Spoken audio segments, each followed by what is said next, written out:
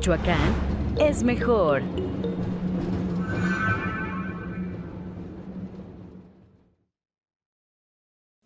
Y bueno, el tema de sensorial es un tema que la verdad nos ocupa, que me gusta, que hemos estado trabajando en eso durante mucho tiempo.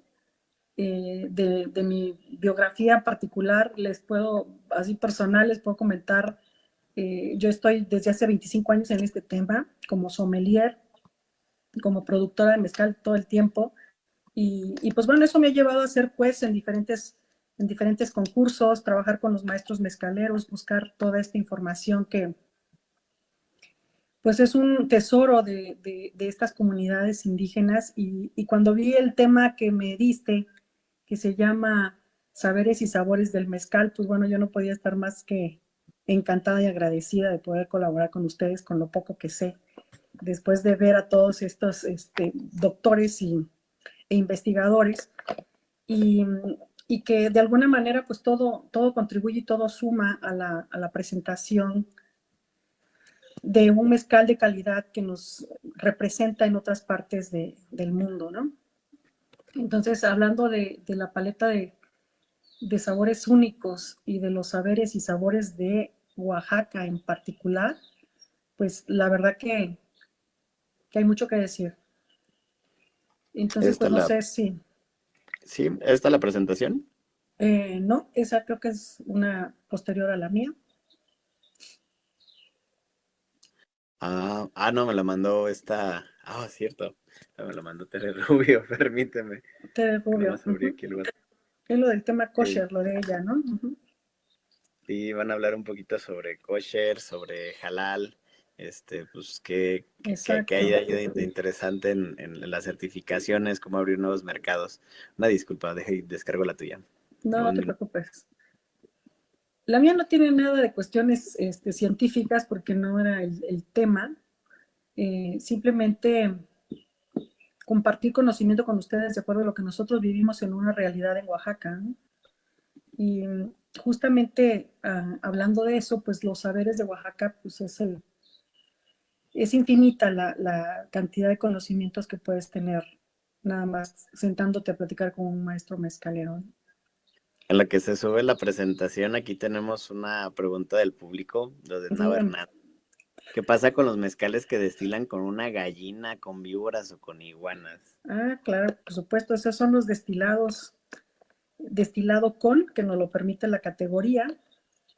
Hay unas cuestiones exóticas, pero las más comunes sería la pechuga de pavo, conejo o armadillo, ¿no? Ya las otras pues ya son a gusto del cliente, del conocedor, pero esa es otra cosa.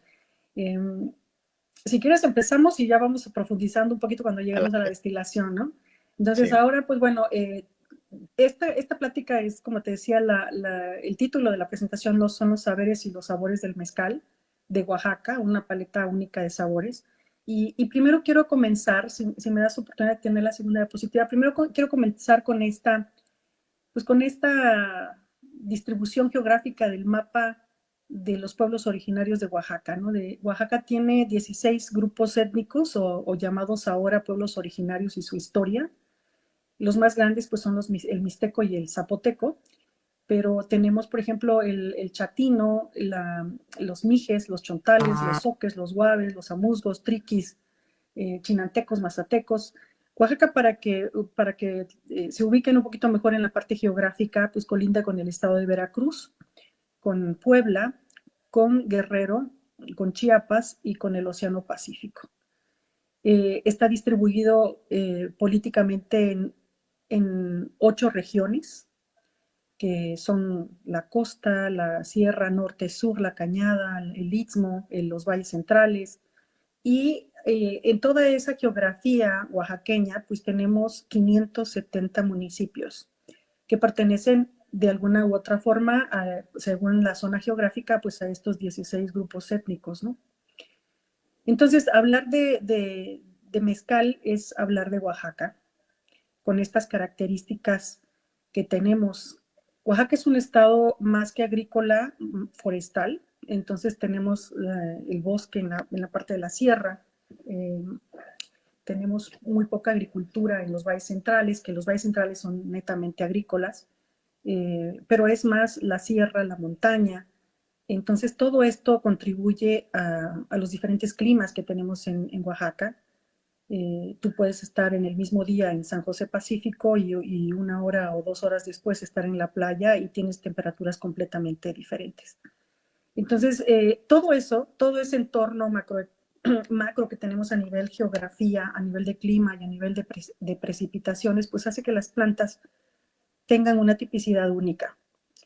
Además, si tenemos en cuenta el mapa de la Conabío, en donde Oaxaca tiene la mayor cantidad de plantas endémicas destinadas al agave, pues tenemos ahí otra variante, ¿no? Entonces, primero tenemos los suelos, tenemos las mismas plantas endémicas propias del estado, tenemos los usos y costumbres, que son pues parte de estos saberes, y esto hace una riqueza impresionantemente maravillosa en los temas del mezcal, ¿no?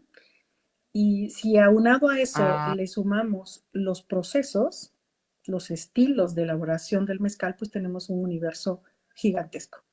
Si me ayudas con la segunda, por favor. Aquí lo que vamos a ver es, Oaxaca está destinado a ser un mezcal familiar, digamos que son pequeñas fábricas de mezcal, que la mayoría son familiares. Entonces es el resultado, el hacer un proceso, una artesanía o un mezcal.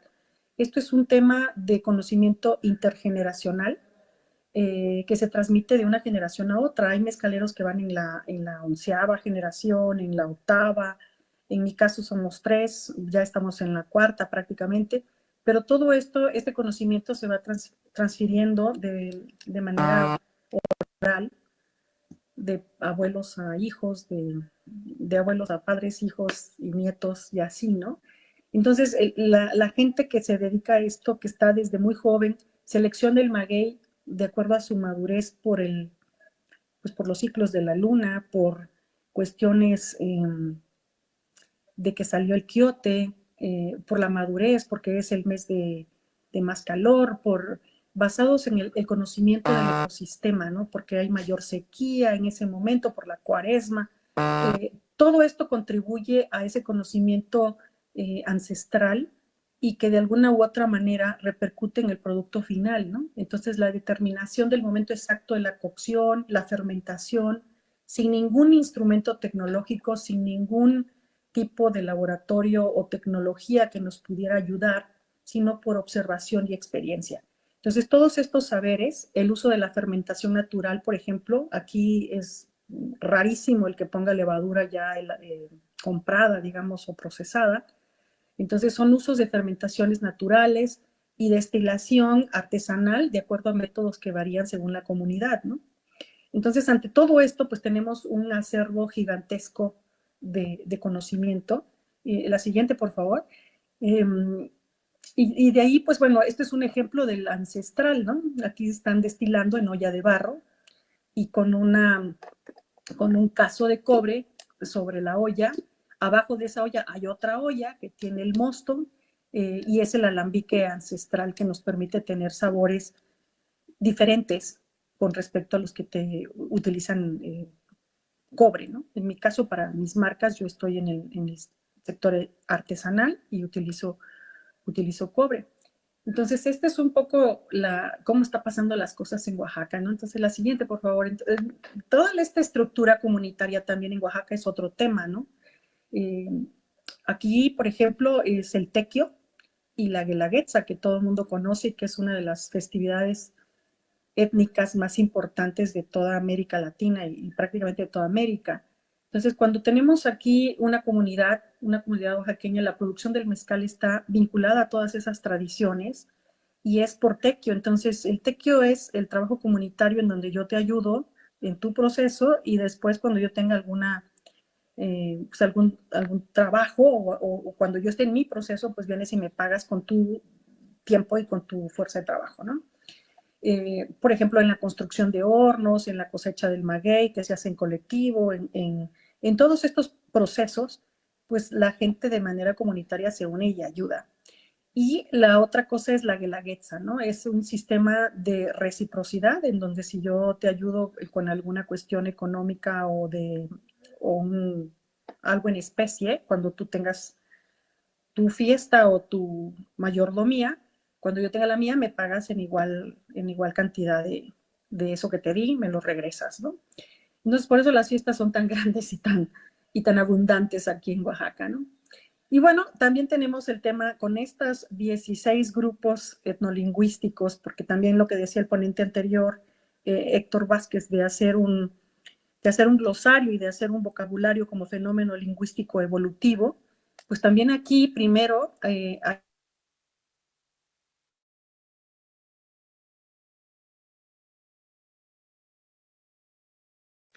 Creo que se silenció tu micrófono, Lorena. pero entonces hablamos la siguiente, por favor, Víctor. Estamos hablando de mezcal y rituales en un papel de la cosmovisión indígena.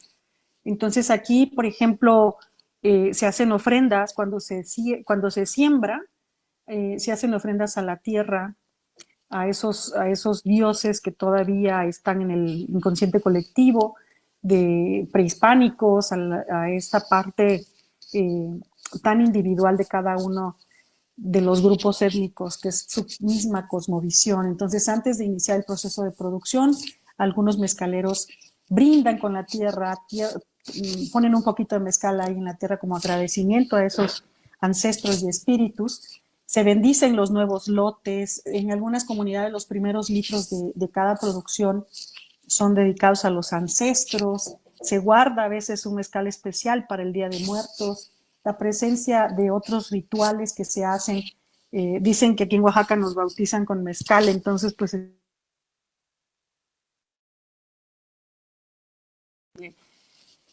de mezcal en todo momento de nuestra vida, y hablar de mezcal para los oaxaqueños es un lugar común porque es parte de nuestra cultura, es parte de nosotros mismos, ¿no? Entonces sí hablar, lo tenemos presente en las bodas, bautizos, funerales, en todo momento.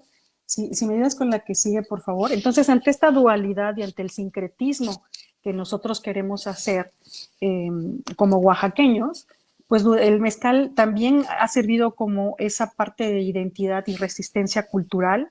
No estamos negados al comercio y a la globalización, pero queremos conservar esa parte auténtica, ¿no? Durante la época colonial, por ejemplo, y el siglo XIX, que el mezcal fue prohibido por el sistema político de ese momento, por indígena y marginal, era relegado frente al vino europeo y frente al vino que en determinado momento pues era para la colonización y la evangelización. Entonces también el mezcal queda relegado, ¿no?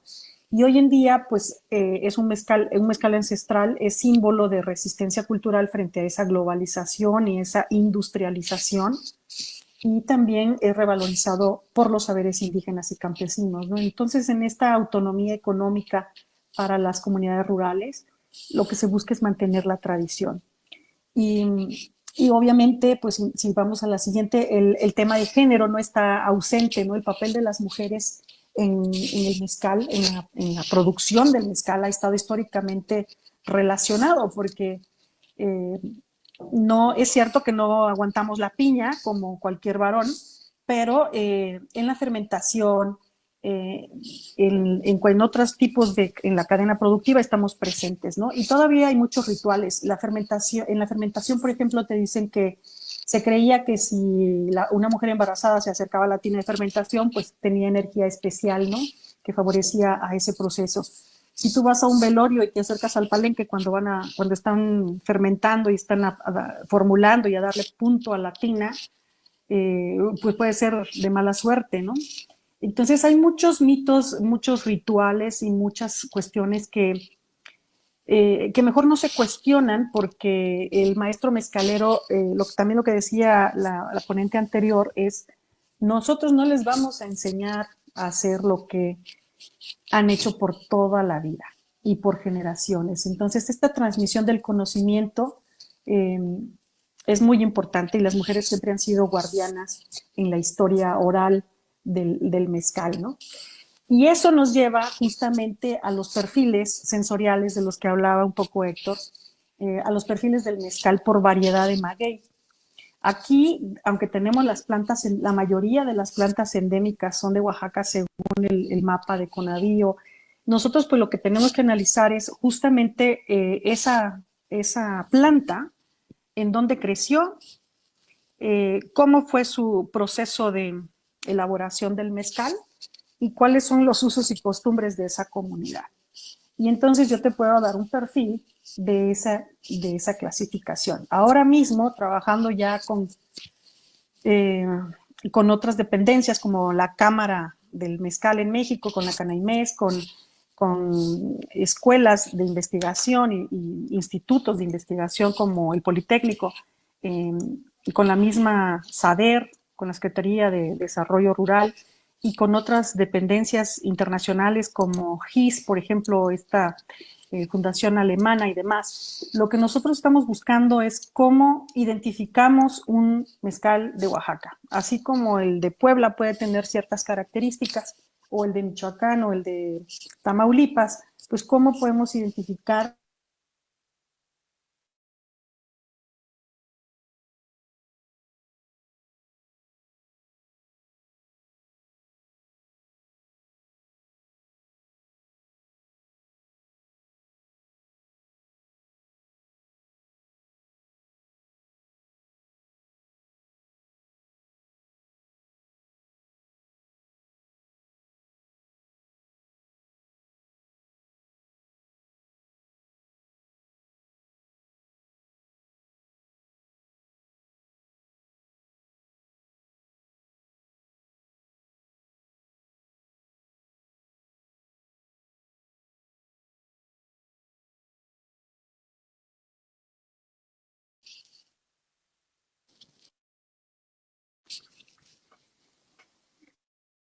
Hola Víctor, creo que se fue la presentación. Sí, disculpa que he tenido problemitas aquí con la computadora, pero aquí lo vuelvo a cargar. Listo. Pues ya íbamos en la parte de los perfiles del mezcal por variedad de maguey. Entonces aquí lo que yo les decía es que el perfil sensorial básicamente va a ser por factores como la planta per se, a través de los famosos terpenos. Entonces, como sommelier te puedo decir que serían aromas primarios, secundarios y terciarios, pero aquí en el caso del mezcal tenemos olores y sabores dependiendo de cada una de las partes del proceso de elaboración. Entonces, en la siguiente, por favor, los perfiles de magueyes según el terroir, o con lo que se conoce como terruño, como lo que dicen los franceses, ¿no? Si yo tengo el terroir, es esa parte del terreno, es donde tengo mi parcela, es el suelo, la altitud y el clima, que son las características que influyen en los sabores. Y aquí les pongo algunos ejemplos, ¿no? Por decir algo, los valles centrales, pues tenemos suelos arcillosos y calcáreos, es un clima seco y produce mezcales más terrosos, especiados y minerales. Las variedades destacadas aquí en los valles centrales, pues sería el cuiche. Si ustedes ven el mapa de México, va a decir agave. Pero si vamos a Oaxaca en particular, vamos a tener el mezcal, el agave tobalá.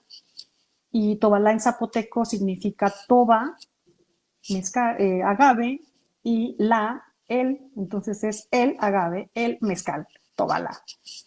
Y ese, por ejemplo, está muchísimo más en la zona de la sierra, ¿no? En la Sierra Sur, en la Mixteca, ahí son suelos un poco más volcánicos, el clima frío, húmedo, los mezcales son un poco más frescos, en una nota más fresca y cítrica, con notas de eucalipto y resina, con las variedades destacadas de esta zona pues vienen siendo el tobalá, tepestate, el arroqueño, el jabalí.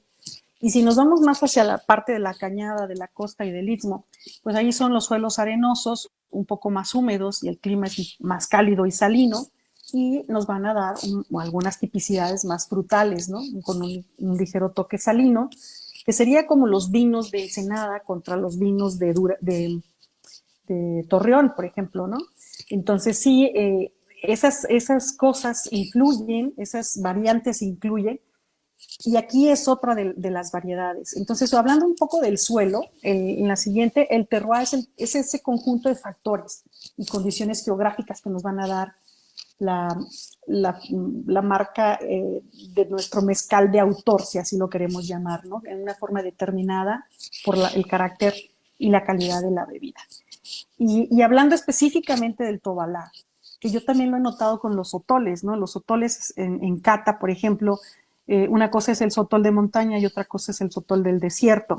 Si hablamos de la raicilla, y ya es la misma planta, ¿no? Y, si hablamos, y es el mismo proceso, es el mismo productor, solo que tiene la planta de diferentes lugares. Y lo mismo pasa con la raicilla.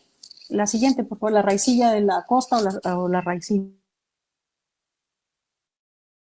de montaña. Aquí en el caso de los mezcales es exactamente lo mismo. Los perfiles sensoriales según los terpenos, pues van a ser un tobalá de la sierra o un tobalá del valle, ¿no? De los suelos áridos, los rocosos y zonas altas y húmedas de la sierra, pues nos van a dar perfiles dulces y florales, que son los monoterpenos, como el linalol o el geraniol, con notas a frutas blancas, como los jazmines, o si nos vamos hacia el tema frutal, pues vamos a tener una nota de piña, miel y caramelo, pero van a ser altos en mineralidad. Su textura es más sedosa, una sensación en boca más suave, más redonda, y en el caso de los suelos áridos, los perfiles de sabor son notas minerales, más cuero, más madera seca, son más rústicos, un poquito más rasposos, digamos, tienen una textura más robusta con sensación seca. Entonces, todo esto lo analizamos en la cata, que ya ustedes ya lo saben, son cinco etapas dentro de la cata, que sería, pues bueno, la vista, el olfato, el gusto, la parte retronasal y la evaluación del catador. Entonces, cuando tenemos todos estos factores, ya nosotros podemos dar un juicio sobre lo que nos están brindando en esa bebida. Entonces, primero, pues tenemos los perfiles sensoriales de acuerdo a los terpenos. La siguiente, por favor, es la fermentación de los olores y sabores. En esta fermentación del mosto, que son todas las fibras y los jugos del agave, pues vamos a tener abundancia en alcoholes superiores y ésteres. Los ésteres en esa producción van a depender de la especie de levadura que se use, la coexistencia con otras especies, y en ese universo de microorganismos, pues la temperatura, la concentración de carbono y nitrógeno es lo que nos va a dar el punto y el momento exacto en donde nosotros podemos cortar, digamos, o tener esa sensación de el punto, ¿no? El maestro mezcalero lo sabe en ese momento. Y no tenemos, les repito, aquí en Oaxaca no utilizamos ningún instrumento de laboratorio para hacer eso, ¿no? Entonces, en los mezcales, los ésteres juegan un papel crucial en la definición de las características sensoriales del destilado y pueden formarse durante la fermentación o incluso durante la maduración del mezcal. Y ya si nos vamos a hablar un poquito más de los ésteres, en la siguiente, pues esos ésteres son compuestos volátiles que aportan notas afrutadas a nuestro mezcal, y sería por ejemplo, un acetato de etilo, sería el aroma y sabor a fruta tropical, a pera, piña, y esas son las tipicidades que nosotros tenemos de acuerdo al tema de la fermentación. Y ya cuando hablamos aquí, en la siguiente van a ver nuestra tina de fermentación. Entonces ahí también durante la fermentación alcohólica se aportan cuerpo y complejidad al mezcal. El exceso puede dar nota, el exceso de los alcoholes superiores puede dar una nota desequilibrada, y cuando dicen es que este es alcoholoso o huele a más alcohol que a mezcal, ¿no? Pues bueno, seguramente se pasó un poquito en la tina. En la siguiente diapositiva, por favor. Y es un aroma dulce, afrutado, ligeramente picante, que tiene una fermentación de azúcares en el maguey. Entonces, hablamos de todos estos procesos en donde es solo y exclusivamente el conocimiento del maestro mezcalero. De acuerdo a todo nuestro mapa geográfico y étnico, pues son esos saberes que nos deja esa herencia de conocimiento, ¿no? Por eso cuando nosotros hablamos de mezcal de Oaxaca, estamos hablando de cultura, tradición y herencia, justamente por todo esto, porque lo sabemos ahora con temas estudiados, pero de manera empírica nosotros lo hemos sabido siempre, ¿no? En la siguiente, por ejemplo, los aldehídos. Los aldehídos también se van a producir en la fermentación y en la primera destilación, en concentraciones moderadas, pero aportan esa complejidad. Entonces dicen, ¿y cómo hacen ustedes para detectar esos sabores en la academia? Pues es simple y sencillamente práctica. Estamos trabajando de manera conjunta, todos los que integramos la Academia Sensorial del Agave, justamente en tener esta práctica en cata ciega y cata analítica. Entonces, ¿cómo hacemos esos análisis? Pues justamente probando y después, si queremos comprobar alguna cosa, pues tendríamos que irnos a la cromatografía de gases, ¿no? Viendo el análisis físico-químico del lote y haciendo una representación gráfica de esa cromatografía, pero primero nosotros tenemos que decir cuáles son los perfiles sensoriales de cada una de las etiquetas que nos llegan a la academia. Y también, bueno, en esta parte nosotros detectamos de manera muy sutil el tema de los ácidos orgánicos. Entonces, cuando ya se pasó, esto también es un subproducto de la fermentación, en la siguiente, por favor, que influye en la textura y en la sensación en boca, ¿no? En esa textura que nos deja el mezcal, pues vamos a decir, es un sabor avinagrado o picante, que no va de acuerdo a nuestros parámetros gustativos. Entonces, esto puede ser el ácido acético más alto, ¿no? O el ácido láctico también, que es suave, cremoso, que nos da una nota mucho más suave. En el tobalá lo percibo yo muy fácilmente. Eso es un producto de las bacterias lácticas de la fermentación. Y también, como decían mis antecesores, en la siguiente están los fenoles, ¿no? Los fenoles, pues, son esos compuestos que aportan notas ahumadas y especiadas. Su presencia depende del tipo de horno. Acá en Oaxaca la mayoría son hornos cónicos de leña. Y entonces esta presencia de los fenoles depende del tipo de horno y del contacto con el humo durante la cocción. Por ejemplo, vamos a encontrar ahí una nota de clavo, los mezcales van a ser más especiados, esa pimienta o oréganos, todo eso porque es el vinil guayacol, por ejemplo, derivado de la composición de la lignina en la leña del horno. Entonces, todo esto tiene que ver con los ahumados, con los empireumáticos, los torrefactos, el cuero, la madera. Entonces, en todas estas familias aromáticas, nosotros ya hemos agrupado las familias aromáticas y lo que decimos, bueno, es herbal, es frutal, es amaderado, qué notas encontramos, de dónde es, de qué zona, de qué año es el lote. Y podemos hacer esas correlaciones con los climas, con las lluvias, con el tema climático también, para ver cómo estuvo destrezada la planta, en qué momento se cortó y se procesó, y podemos hacer un poco la trazabilidad de la parte sensorial, ¿no? Que es un tema que traemos ahora. Entonces, los tipos, en la siguiente, pues ya con esta prácticamente termino, es los tipos de destilados del mezcal. Viene también el tema de los procesos, que también ahí influye muchísimo porque la norma, por ejemplo, nos dice, que aquí viene la respuesta a la pregunta que me hicieron al principio, la norma dice que podemos hacer 6 clases de mezcal, ¿no? Estamos primero con 3 categorías, que es el mezcal industrial, el mezcal artesanal y el mezcal ancestral. Y de ahí nos vamos a 6 clases. Es el blanco, reposado y añejo. El blanco, pues, se envasa después de la segunda destilación. El añejo, el reposado, como dice la norma, pues tiene que estar hasta 11 meses en barrica, ¿no? Hasta 11 meses, si no, los reposados se miden en meses, los añejos en años. Entonces, los añejos, pues ya podemos tener de 1, 2, 3, 5 años o los que ustedes quieran. Y también tenemos los madurados en vidrio, el destilado con y los abocados, ¿no? Los abocados es cuando tú terminas la destilación y le agregas algo, que es el famoso gusano, ¿no? Cuando tú agregas al producto terminado. Pero los destilados con es cuando algo se va a destilar con el mezcal y generalmente va a pasar en la segunda destilación.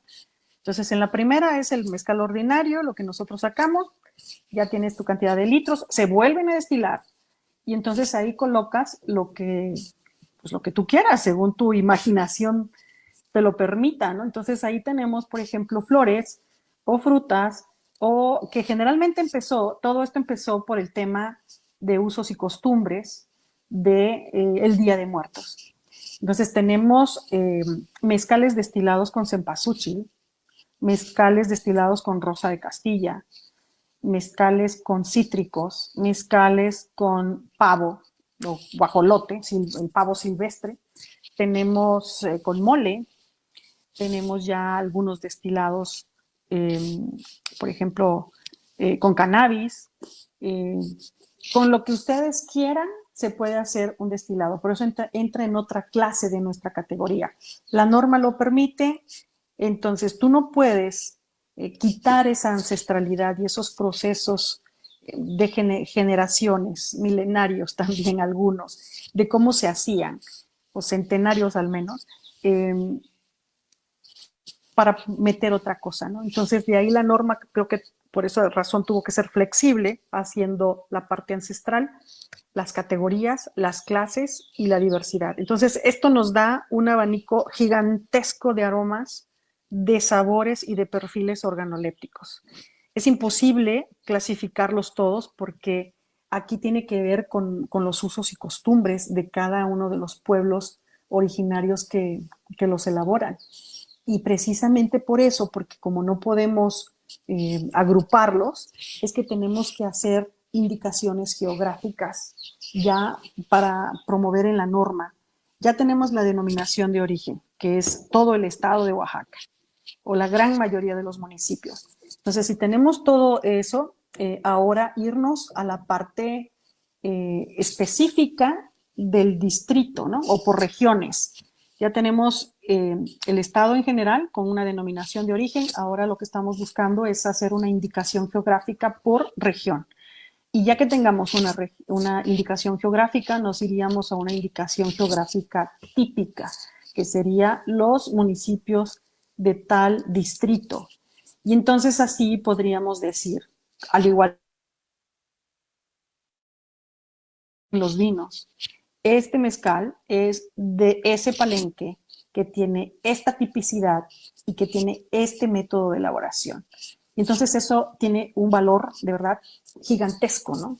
La cata sensorial es una experiencia profunda que combina sabores ancestrales, saberes y una amplia gama de todas las tipicidades aromáticas, y que si yo los pongo en una cata, pues ustedes van a recurrir a su memoria olfativa y a su memoria gustativa. Entonces lo que estamos buscando en la academia es justamente aumentar esa biblioteca de sabores y de olores para que ustedes tengan el acervo, un acervo cultural muchísimo más amplio, ¿no? Entonces hay que considerar el tipo de maguey, por supuesto, que viene siendo la parte de los terpenos, pero también dónde crece, el proceso que se utiliza y las manos del maestro mezcalero de acuerdo a sus usos y costumbres. Entonces, este tema de la famosa jicarita, en donde están las burbujas, ese es un tema de la venencia del mezcal. Y hoy en día ya está, eso es un método ancestral, ¿no? Que nos dicen los maestros mezcaleros. Bueno, es un método te va a dar un indicador del grado. Y ese grado, pues ya está por arriba por lo menos tiene esa jicarita, así como la vi yo en la foto, por lo menos ese mezcal tiene un 47 o 48% de alcohol volumen. Este método de la venencia, ya investigadores del Instituto de Materiales, del Instituto de Ciencias Aplicadas y Tecnología, de la Universidad de California, de la UNAM, ya lo avalaron como estos especialistas en flujos multifásicos, ya determinaron que esas burbujas sobre la superficie del líquido aparecen en muchos fenómenos naturales y en el caso del mezcal no es la excepción. Entonces, este trabajo se reunió para determinar la duración de las burbujas y que también nos ayuda cuando esas burbujas tienen una cierta permanencia de vida, digamos, un ciclo de vida que no se van a deshacer a los 3 segundos, sino que te alcanzan a durar ahí como 20, 18 segundos, 30 segundos en la jícara. Eso quiere decir que es un mezcal auténtico y eso lo sabemos aquí por nuestros abuelos y por nuestros bisabuelos. Pero ahora ya está demostrado, entonces este método de la venencia ya está demostrado como un procedimiento científico que evalúa el mezcal y que avala que es un consumo listo para su consumo, ¿no? Que es entonces aquí pues la conclusión en general es justamente que esta mezcla de cosas que nos pasan en Oaxaca, que son el clima, los usos y costumbres, la cantidad de plantas que tenemos y todo lo que nos lleva en los procesos, pues nos hace ricos en la oferta que podemos demostrar al mundo sobre el mezcal oaxaqueño. No por nada, pues es el estado con mayor producción de mezcal en el país, precisamente porque tenemos un abanico de sabores y de colores en esta paleta maravillosa y que somos verdaderamente privilegiados de haber nacido en tierra oaxaqueña. Entonces, muchísimas gracias, Víctor, Tonatiu y a toda la gente que ha hecho posible este coloquio. Pues muchísimas gracias por darnos el espacio de expresar lo que estamos haciendo en la Academia Sensorial del Agave. No, pues muchas gracias a ti, Lorena. De verdad es bien interesante pues toda esta información. Ya se ha hablado un poco de estos temas de manera anterior, ahí un poquito con las experiencias de Lorena Lara, platicando pues, qué se les comenta a los productores, pero también ahora es un tema hacia el consumidor, ¿no? Que las personas sí, totalmente. Puedan sí, tener... Es cierto, o sea, como ahorita, por ejemplo, podemos hacer algunas recomendaciones al productor, ¿no? De que, ¿sabes qué? Corta un poquito más al ras tu hoja para que no tengas un purpural alto o no utilices tal tipo de leña, tienes que ocupar este tipo de piedra, cosas por el estilo, ¿no? Sin modificar grandes cosas dentro de sus procesos, pero sí podríamos hacer algunas recomendaciones solamente. Y para el caso del consumidor, definitivamente